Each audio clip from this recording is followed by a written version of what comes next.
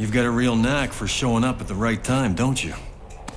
Have you covered wars or something? Dead Rising 2 marked the end of the series for Capcom in Japan because this title and all of the ones following it were developed by Capcom of Vancouver, aka Blue Castle Games. Yet this little title here is what created that studio that inevitably shut down, and knowing that information, it makes a lot more sense as to why the future titles turned out the way they did. And given that information, I honestly wasn't too excited about going into this entry. Honestly, I really didn't want to like it going into it, but we did finally play it all the way through, and well, These voices deafening. Feels like I'm running out of time. I need to tell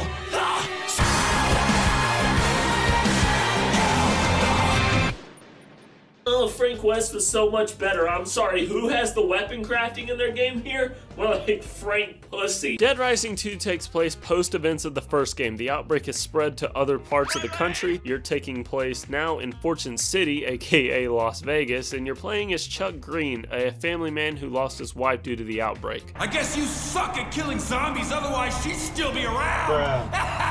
During this outbreak, your daughter was also infected, and you have the job of administering her Zombrex, a drug that keeps her from turning every 24 hours during the game's cycle. You start off as a contestant to this ongoing game show that's extremely controversial. Nobody even really likes it. The contestants don't even really like it, but he's doing what he's got to do for his daughter. It's gonna be okay now, Katie. You start the game off in this game show, and afterwards everything goes wrong, and then you're framed for the incident that causes the current outbreak in the city. I saw it on the TV. Saw you, buddy. And you have, you guessed it, 3 days to solve the mystery, clear your name, and escape the city. They played it very safe when it came to Dead Rising 2. They basically lifted the entire gameplay formula and layout from the first game and pasted it into Dead Rising 2. The setup for this one's almost exactly the same. You start off, you got 3 days to survive, you gotta save as many survivors as possible while also discovering and unfolding the story that's taking place. You're meeting supporting characters and the story develops as you go along. If something in the story goes wrong, like you didn't complete a mission or Katie doesn't get her Zombrex, the story will inevitably fail, but you'll still be able to play for the remainder of time, and this will lead to multiple endings just as it would in the first game. Whether you're innocent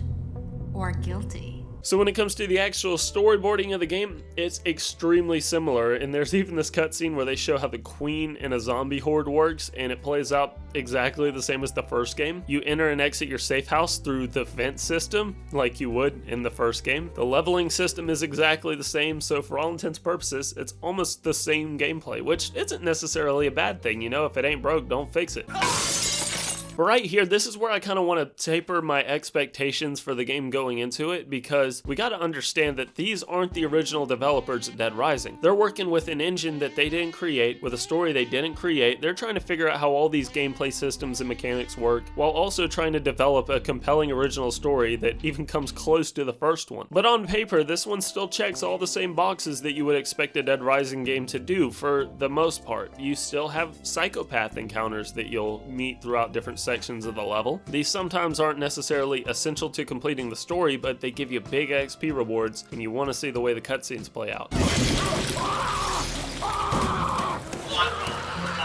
Fundamentally, the game is still the same, but they do try to change some things up, and that does come into play when you start the game and you enter the first section of the mall. My first impressions of Dead Rising 2 weren't very good, and I think a lot of that has to come down to me playing this one directly after I played the first game. The first game, especially after you ranked up, is really fast-paced, really arcadey. All of your movements are very, very, very snappy. There's no restriction in the movement. Everything's very fast. You can hit enemies instantly with a melee weapon. You can jump over hordes of zombies, and everything is a lot faster. In Dead Rising 2, it seems they wanted to make, I want to say, a more realistic approach to the movement. Keep close. Sure thing. Move it. Faster. All right. In the first game, there's no hesitation from you looking from left to right or front to back, but in Dead Rising 2, they've added animations for when you're looking around, so it slows the movement up a bit, and they've slowed up some of the gameplay elements. Some of the stuff that you could just do right off of the bat either isn't there or it's pared back heavily from the first game. Like in the first game, you can jump kick zombies, and with Frank, you could just jump kick like 50 of them at a time and knock out an entire crowd out of your way. In Dead Rising 2, you can do that, but it's very gimped, and you have to to rank it up more over time. I found in the later stages of the game when I was ranking up more, my character became a lot quicker and the movement felt more natural, and weapons being gimped like the baseball bat were able to work more as they did in the first game. But in Dead Rising 2, it does feel like a much slower approach. And adding on to that is the actual level design, because it's quite different compared to the first game.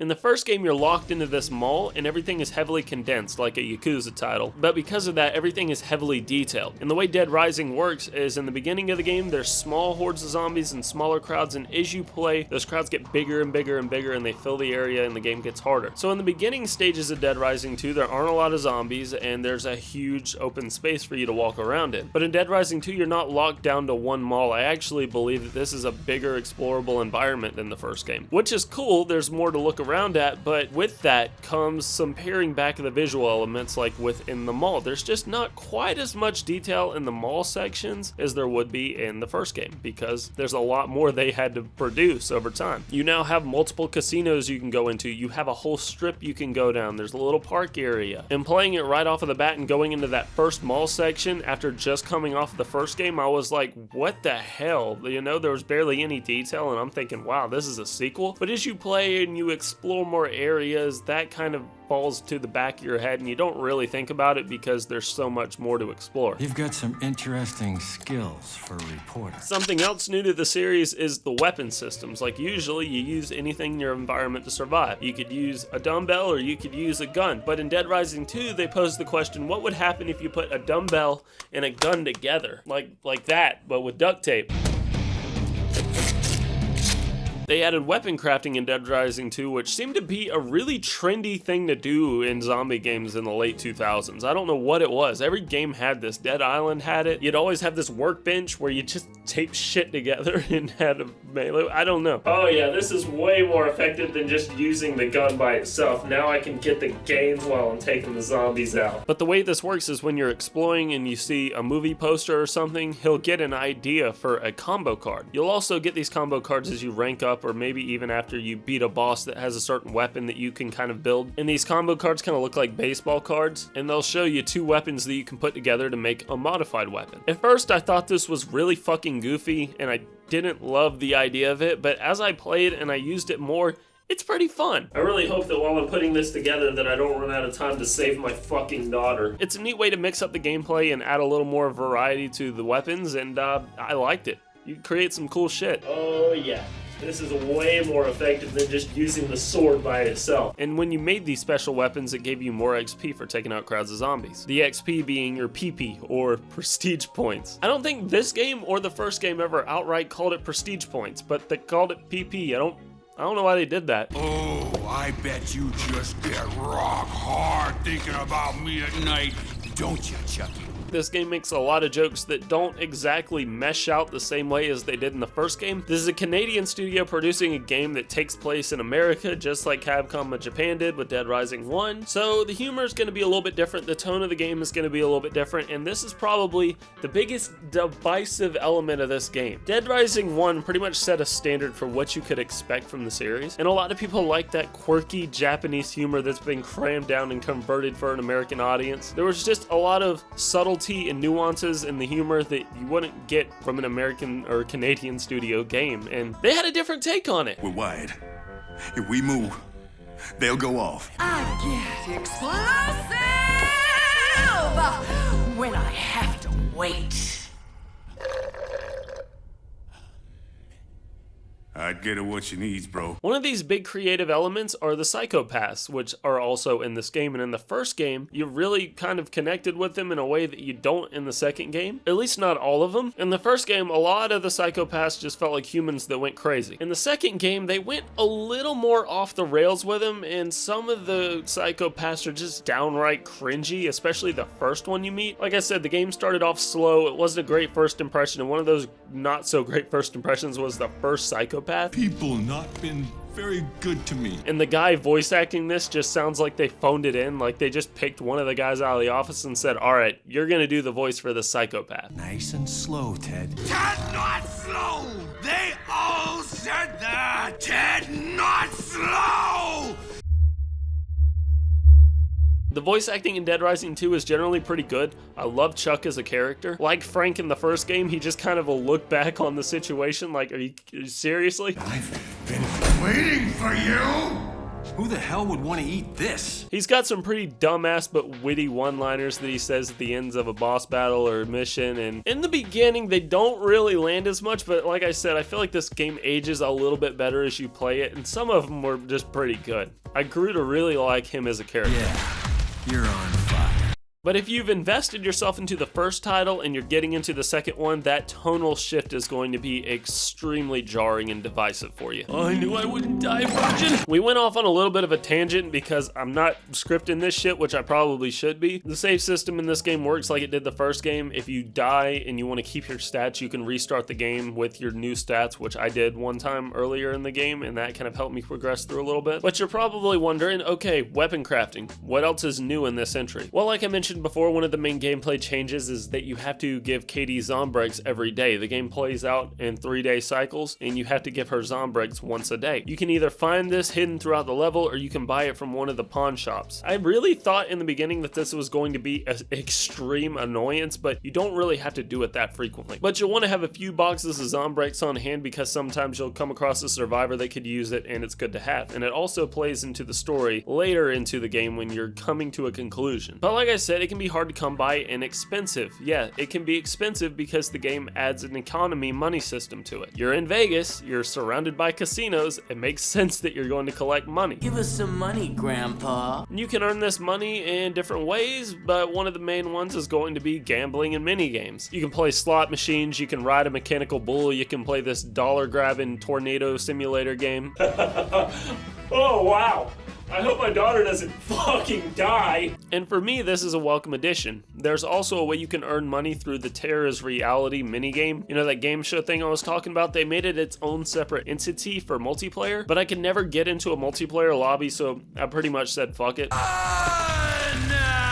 But yeah, you earn money in the game, and you can spend that on different things, like spending it on items in the pawn shop that you'll probably not be able to get all in your first playthrough. And you'll also use this money sometimes to save survivors, because for some reason they're like, hey, we want money to come with you to the safe house. And you gotta be like, alright, this makes absolutely no sense, but I'll pay to save your life, I guess. Oh, my back's against the wall. If only I could cock my gun back or reload it, but unfortunately I got this fucking dumbbell taped to it. With this being a sequel, they don't just try to add some new elements, but they do try to make some quality of life improvements in the game, and one way they do that is by fixing one of the biggest problems I had with the first game, that damn survivor AI, man. Yo, what the fuck are you guys doing? This is the first time I've gotten to shoot my load all week. I'm getting a gun. Where your bullets go? In the first Dead Rising, it was god-awful. It was horribly painful to get anybody from one side of the map to the other. You could have multiple survivors at one time, but just getting one across was bad, let alone 4 of them. They would constantly fall behind and get stuck on walls. They wouldn't know how to walk. They would run into zombies. You give them weapons to defend themselves, and they would stay back to fight the zombies instead of try to make it to the safe house. It was incredibly frustrating. In Dead Rising 2, the AI actually kind of work like they have half a brain. Okay. For the most part, they seem to keep up with you perfectly fine. They fight off zombies, and they always make it to the safe house. Unless they just get completely overrun with zombies, there's little times you have to actually help them navigate. And it almost made the survivor AI useful in a way. Sometimes you might want to have 3 or 4 people in your party to help you fight your way to a mission. One way the first Dead Rising felt very antiquated was in its combat, and with the combat came the gunplay, and the gunplay was probably the most standout dated feature of the first Dead Rising. Whenever you aimed, you had to stay in place and awkwardly aim towards the enemy. Now you can actually move and shoot. This adds a little more dynamic to the gameplay. It made the boss battles feel a little more involved, and sometimes it was just downright useful and a lot more fun to use the weapons. The human AI is still pretty damn dumb, and that's compounded by the fact that you can now move and shoot. I mean, the enemy AI, you can just cheese them, man. They're dumber than the zombies. But I think that's the case for a lot of these games. Those guards have some serious weapons on them. Good thing they can't see my head clearly peeking over this box here. Bingo go bingo! The boss battles are still a little hit or miss. Like I said, when it comes down to the personality of them, some of them are just straight up cringe, but some of them are pretty entertaining, and I like them, and that does the job. Hang on, man. We'll have an evac here in a minute. When it comes down to the gameplay of the boss battles, they're all a little bit different and have their own unique animations and stuff, but sometimes they're either really hard or you just gotta cheese them in the right way. Sometimes I felt like I was playing an arcade game designed to steal my quarters because there were just obvious bullshit mechanics in there where the game was obviously cheesing you, but then there's other times where you hit them at just the right spot or they get stuck up on a wall or something and you can just knock them out with a couple of swipes. But it didn't really feel like it was because I was any more or less skillful. Sometimes it just felt like I got lucky. But if you do get beaten by a boss, you better hope that you have a good save done, because the save system works exactly like it did in the first game. You gotta find a restroom and take a piss and save your game. It gets incredibly fucking frustrating, don't get me wrong, but it also adds a little more risk and tension to the scenes and gives them a little bit more meaning. But other than that, it's lifted from the first game, so you better make sure you have a good save. Show Chucky how the game is really played, boys. Like the first game, this game has multiple endings, and I thought I was getting the good one up until the end, because there was one key thing I didn't do, which was kind of obvious that I should have done, but I really didn't want to go out of my way to do it, and I regret myself for it. I thought for sure they'd find you lying dead with a load in your shorts. All I'm gonna say is to make sure you got an extra Zombrex on you. I almost forgot to mention your phone messages in this game. In the first game, Otis would never stop blowing your phone up no matter at what point you were in the game, and it was so goddamn frustrating because you're sitting here in the middle of a boss battle and you're getting this urgent phone call ringing over and over and over and over. What's going on? I'm literally not gonna make it out of this scene. This is the scene that I die in. In Dead Rising 2, they kind of help alleviate this by having urgent phone calls that'll ring and bother the hell out of you if it's really important, and then they have your average save a survivor calls, which you can kind of just ignore and it won't ring constantly. That person in the maintenance room said that there was gonna be somebody on the way to save me. I hope he answered the call, even though it's been 20 minutes. I'm sure he's on the way. I'm sure he's on the way to save me, and then I'm not getting eaten and dying like a fucking zombie right now. Oh my god. I don't remember if this was a feature in the first game, but you could also go and change your ringtone in the options or put it on vibrate or just remove it entirely. That probably was a feature in the first game, and if I realized that it was, I definitely would have turned it on because Otis was a pain in my damn ass. But we're not here to talk about Otis. We're done talking about Otis. We're here to talk about Chuck in a sequel, and while there were a lot of things that I appreciated that they tried to improve on, there were some things that I didn't really like about it. Obviously, one of those things is the tonal shift in this game from the previous one. They make a lot of jokes that just don't feel like they land. You come to throw your panties at me? They don't inject the same kind of subtle humor that was in the first game. I am the king of cuisine! Sometimes they just try to make the game as over the top and as loud as possible, and sometimes it just doesn't work. A lot of times that humor doesn't really seem to work, but it's not really so pronounced in this game as it is in the future entries from what I can see from the gameplay.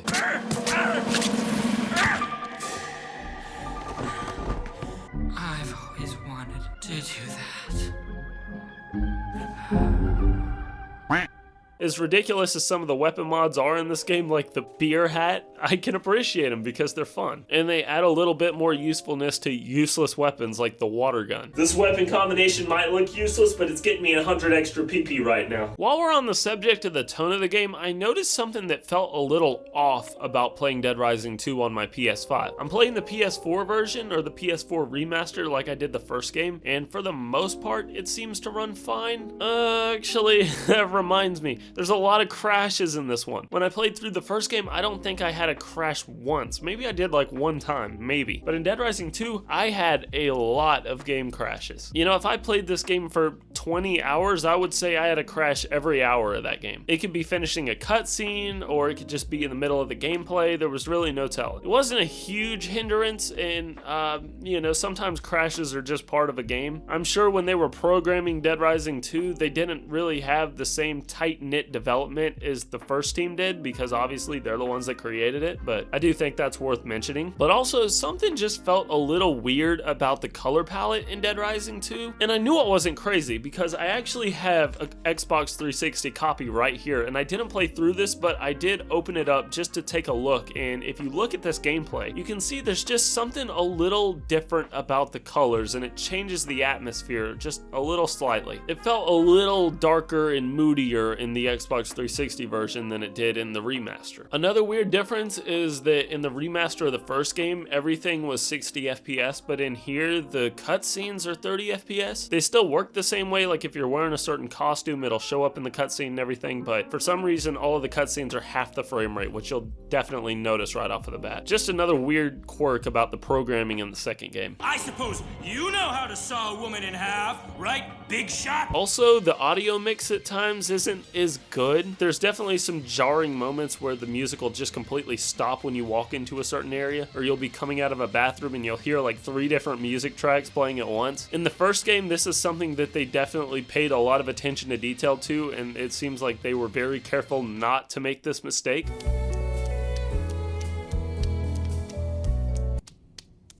Shit. But in the second game, it's also a little bit different. Like I said, they probably didn't know what they were working with, and also they tried to expand the area of the game, and you're going through these different sections, and they want to play music at different times. Sometimes I notice some things about the audio, which is nice, like if you're walking around with a jug of orange juice, or you jump and it hits the floor, it'll slosh. But sometimes there's just a lack of ambience in the second game, because there's either no music playing, or there's too much music playing. Also, this is a really small thing, but in the first game, if you paused the game and it was playing music in the mall, it would play the same track when you paused the game. You would still hear it playing, but it would get louder, and it wouldn't sound like it was just out in the ambience. In the second game, it'll just run a random music track whenever you pause the game. Not a big deal, but it's just a different attention to detail there. Signature is required for delivery! Hey, buddy. I don't think there's anyone there. Like I said before, there seems to be just a little bit less detail in certain areas of this game, like in the mall, but again, they tried to expand it a little bit, so I kind of give them a little bit of slack there. But that does at times make the game just feel a little bit less immersive. Oh, yeah, baby! Obviously, they tried to add new elements and build upon the first game, but also with it being a different team and them just putting new elements onto an engine and a gameplay environment that they didn't create, it's going to cause some disconnect and some problems.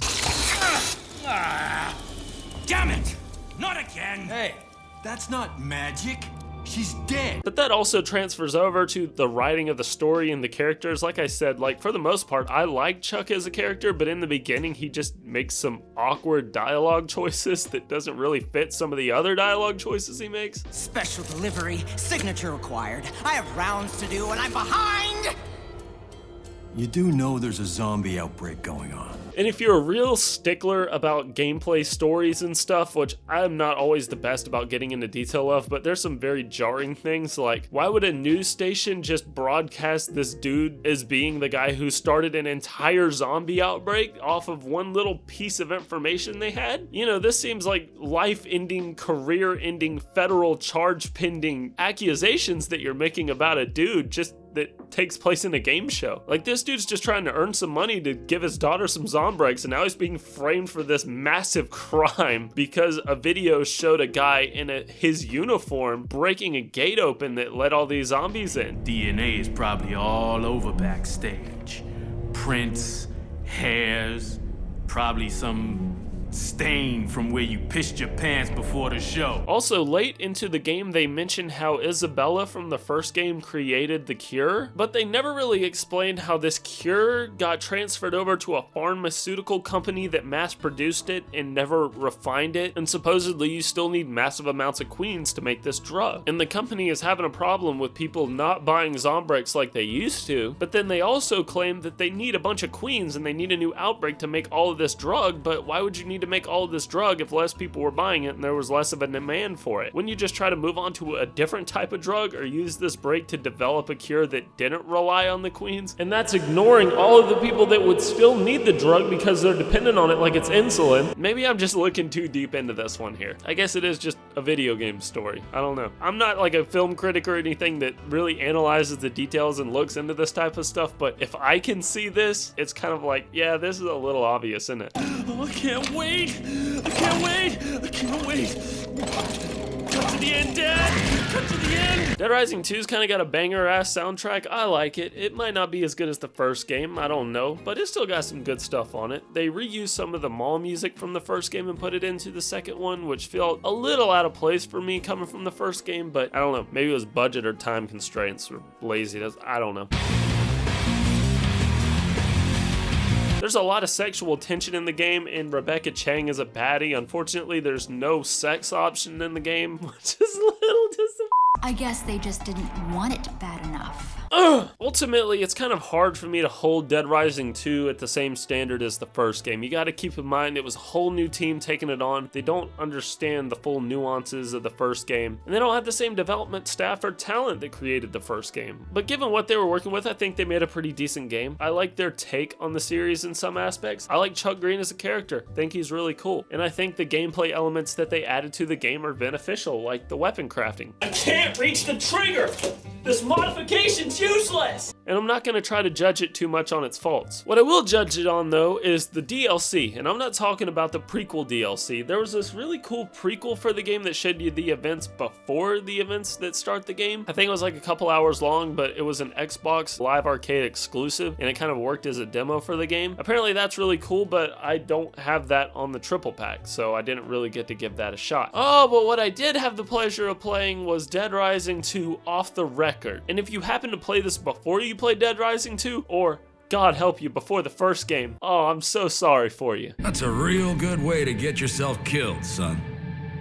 Hey, I just like crawling around in vents. I can't believe I'm saying it, but I think Dead Rising 2 is a worthy entry to the series, all things considered. There's a lot of things that it doesn't do as well as the first game, but there's some things it does better than the first game. One of those things that it doesn't do better is Frank West. I wouldn't underestimate Frank West, sweetheart. So Dead Rising 2 Off the Record. This is a spin-off built onto Dead Rising 2, and it was released as its own standalone thing, I believe about a year after Dead Rising 2. This is an alternate telling of Dead Rising 2. Off the Record positions itself as the what-if scenario. What if instead of Chuck West being the main character of this outbreak situation, it was Frank West? What if Frank West was the one that ended up in the game show? What if he ended up in this outbreak situation and the story played out differently? Look, I don't know what's going on here, but clearly things are not as they seem. I love this idea. I love the idea of taking a different character and remixing it to work and play in a different way. When you're playing Off the Record, they take some of the same cutscenes and some of the same dialogue with the new character Frank, and it'll play out in the same way, but also they remix it and they add new cutscenes in the beginning and the ending of some of these, and they switch around the story elements, so instead of Chuck causing the outbreak, it's actually one of the members of your group that causes the outbreak. And now instead of you clearing your own name, you're trying to clear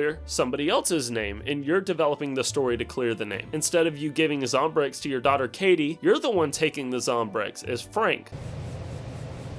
Eesh. This is another thing that kind of raised the question, what happened to Isabella? Why is she not a part of this? Why wasn't her cure developed? Why the fuck is he taking Zombrex and not, like, why? You know, it's just kind of like, what's going on there? The concept of Off the Record wasn't bad. I want more Frank. I want to see what Frank would do in this situation. I want to see WWFD. What would Frank do? Wow, that was fucking stupid. What would the reporter Frank do when he interacts with the other reporter, Rebecca Chang? That could be a cool dynamic, right? Not so fast. You gotta throw the old dog a bone before he does any tricks. Unfortunately, K0 is where all of the shortcomings of this studio become incredibly obvious. In Dead Rising 2, they were working with a clean slate, a new story, new characters, but in Off the Record, they're trying to be Frank. And I'm sorry, Blue Castle, but you can't f***ing be Frank. To be frank, this is why your studio closed down. I'm sorry, Vancouver, that was really insensitive, and I hope you all found successful careers. First off, Frank was this very subtle, reserved character who was just trying to be a professional in his element. He was never an arrogant asshole who liked to boast or show off. This is a psychopath that he actively went against as his rival in the first game. Now this is my sexiest shot. But in the second game, they set up this idea that he succeeded his mission, he got books written, and he got to tell his story, and all of the fame and success went to his head. And now this is the opportunity for him to become level-headed again. This new situation that he finds himself in is an opportunity for him to kind of humble himself and find new beginnings and bring back his original reputation. But the fucking game never does that. I've got, a little experience rounding up survivors. They just double down on him being an arrogant asshole. They start off the game by showing him and he looks buff as hell, like he's been taking steroids. And oh my god, it's so cringeworthy. Almost everything Frank says is so damn cringeworthy, I can't stand it. He always refers to himself in the second person or third person. I wouldn't underestimate Frank West, sweetheart. Frank West never refers to himself as Frank West. You know, this could have worked. This could have been a cool ass double scenario, and I think they brought the original Frank back for the voice acting, which is cool. The voice acting's good, but it's not Frank. All they had to do was tone it down a few notches and this would have been great. Like, it's so extra for no reason. I think deep down, I knew I hadn't uncovered what was really going on. Now, instead of just subtle hums whenever he's putting on clothes, now he's calling himself a ladies man, and it's almost as cringe as my green screen skits. Ladies man, coming through. Hey there, handsome. Handsome devil. I also noticed in the first game, Chuck is always referred to as an old man, and I think Chuck is like 29, but Frank is in his 50s, so he's definitely more akin to being an old man. You must have to take pills for that at your age. So I think they always kind of had this setup planned from the beginning. And if they had all of that time to flesh it out, why not try to make him more of what he was? Hey, I just like crawling around in vents. None of his humor lands. All of his re-recorded lines from what Chuck said almost seems like he doesn't do them as good as Chuck because it just doesn't feel like it fits, because it's not some shit Frank would say. What is it with me and vents? They just try to make him into this badass character that he really didn't have to be. He was a badass without being a badass. He didn't need to tell everybody that he was a badass to be a badass. If you want an autograph, just ask. They brought back the camera system from the first game and somehow they managed to make that worse too. It used to be really quick and snappy and it had this arcadey feel to it, and now it's like you gotta push one button to aim, then you gotta push another button to pull the camera out, and then it slowly progresses everything in the scene, and it's just not very satisfying. It's just not as pretty to look at, it's slower to interact with, and you just kind of wonder, am I doing this because it's fun, or am I doing this because they felt the need to implement it because it was Frank? You can't keep Frank West bottled up. Like I said, all of this would have worked out a little better if they had just played a little bit more to their strengths and not tried to reinvent the wheel. Like, you can do that all day with your original characters, but when you try to do that with somebody that's already established, it obviously doesn't feel right. I didn't even realize this was the thing at all. I knew about Dead Rising 4 and them bringing Frank back, but I didn't realize they tried to bring Frank back this early into the game. I was kind of excited when I started up Off the Record and I saw one of the Psychopaths from the second game making an appearance this early into it, and I'm like, okay, this story's gonna be a little bit different. I like what they're doing here. But I couldn't deal with more of an hour of this cringe fest from Frank, man, and I hate it because I would love to see how he interacts with all the other characters and how this plays out, but I don't know that I want to sit through it, dude. Okay, maybe I'll let you tag along for a while. That's more like it. Another weird element to Off the Record is that now whenever you gotta go save a survivor and they give you the text of where they're at or what they're doing, that's actually voice acted now. But also they made the weird decision of adding fucking checkpoints to this, so now the element of like risk isn't there. You know, like when I was saying earlier that I'm glad they left the save system alone and it just worked how it worked in the original game. Now they felt the need to add a checkpoint system so you're always safe. I suspect that the reason they did this was either as a quality of life improvement, or they did it because they didn't want people who played the second game already to have to save scum their way through it or constantly replay things that they really didn't want to. They probably wanted to make it a little easier for them. But that's fundamentally a part of the game design in Dead Rising, and that kind of ruins it a little bit.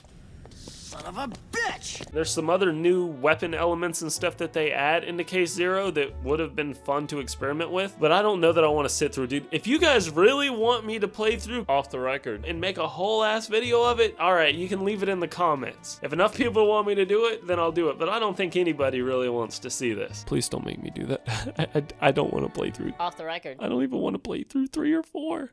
Especially not 4. I was just looking for the men's room. Story of my life. But yeah, off the record. And Dead Rising 2 is an interesting turning point in Dead Rising's history, for the better or for the worst, and that's my opinion on it. I have a feeling that Dead Rising 2 was a lot of people's first Dead Rising game, so if that's the case for you, or you have a different experience with it, tell me in the comments. If you like the stuff that I did with this video, you'll probably like what I do with the behind the scenes and extra content I do over on my members tab that these guys right here are seeing. Shout out to the members. These guys are pretty cool.